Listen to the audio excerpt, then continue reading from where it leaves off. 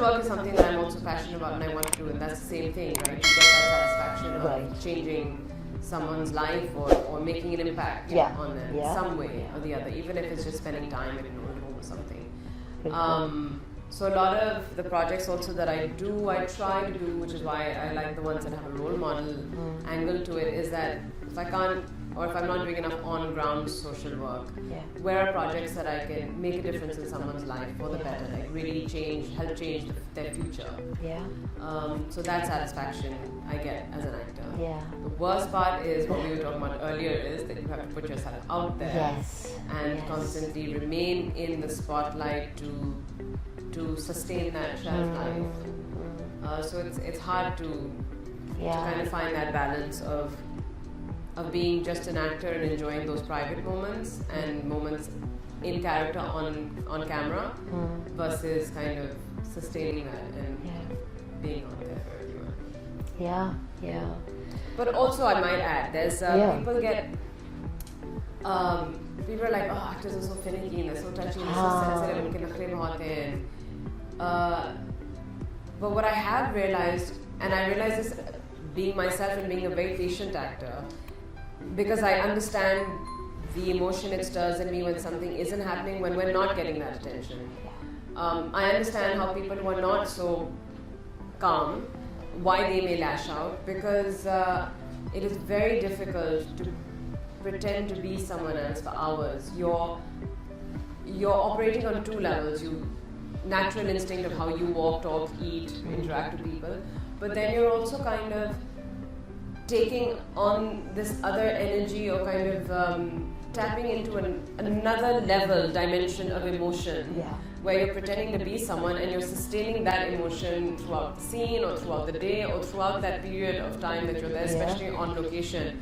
You know, your body language is a little bit different, your heart beats a little bit differently. When you have to get angry in a scene, or you have to cry or be romantic, your heart is fluttering naturally how it would in a situation, but you want your character to also feel that. So you're actually going through a very different, it's like dimensions or another layer of mind, body and soul experience, which gets really draining and no one understands that. And you have to look pleasant on camera. Everyone is working hard. I mean, the gaffer or somebody holding the light or moving the heavy weights, it's all exhausting. It's physical manual labor, which is very tiring, but he can make a face about it. That's right. I can't. That's right. And that's where a little nauz and nakhra of an actor, I feel, is you have to uthao the nakhra a little bit, or uthao the nakhra, you only say uthao the nakhra if you're not aware of how to treat an actor, how to make sure that they're taken care of, so you don't have to uthao a nakhra, you just know that they'd like to have good food. Not food that is going to pack on the pounds and then the director's going to say your cheeks are too big.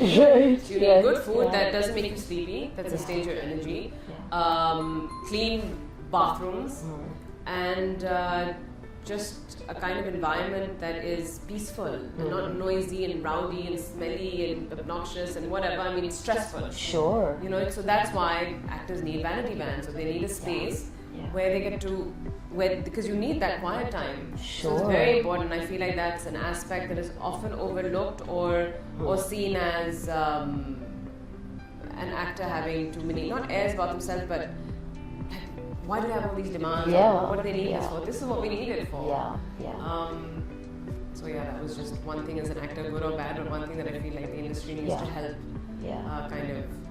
And that's super interesting because you're right. Generally the impression is very entitled or whatever. You guys get paid so much, you guys get dressed up and makeup and people running around, it's true, but there's so much more to that. Of course.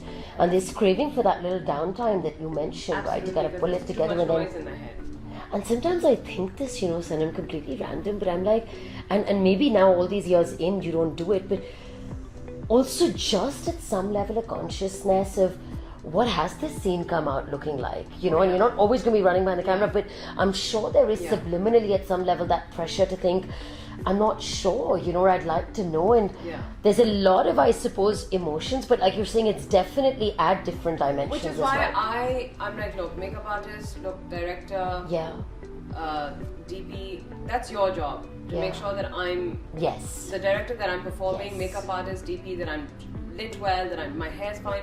I can't look at all that. So Yeah. I don't often, like, Yeah. you also asked if I check the frame. So if I check the frame, I'm going to be constantly being like, oh, that was Yes. right. Oh, how they were. I mean, Yes. if whatever. If it comes out fine, great. If it doesn't, that's Yeah. fine too. Yeah. I then get too, for myself, then I get too caught up in the other can things. And I'm imagine. like, I can't look at it. Just you tell me. Yeah. You think it's good, I'm good. And that's where you trust like the team that you're signing Trust up the team, to. and I'm right? always like, Yeah. I wish I looked at the frame.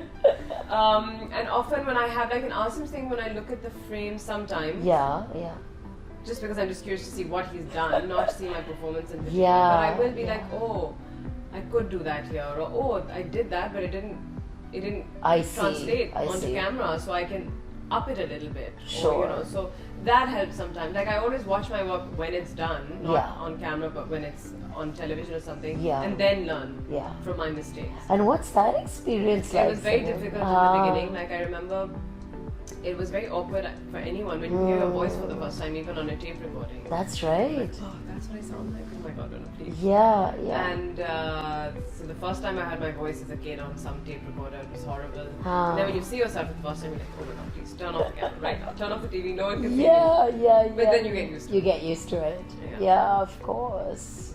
Sanam, tell me an irrational fear, something that keeps you up at night. Dying alone. Yeah, that's one thing Injections. Really? Scared of injections. Yeah. Like, I think that is a very irrational fear. I cannot, I'll faint. Or I'll scream, or I'll cry, or I'll And what have you something. done through this time? I can't take injections. I mean, I remember as a child being chased by my parents to sit down. Ah. I'm like, that's traumatic. But I guess we have to take our shots. Or whatever. Yeah, I mean, I yeah, don't know. yeah. But I cannot take a shot. Yeah, blood tests, I had to work up the courage. It's something coming out, but something going in, I just can't It's just- have something yeah, going in my yeah, system. yeah, It kind yeah. of rejects it. Yeah. So there's that, and there's dying alone. Yeah, that's something because being lonely is something that Yeah, the thought of that makes me sad. yeah. Yeah.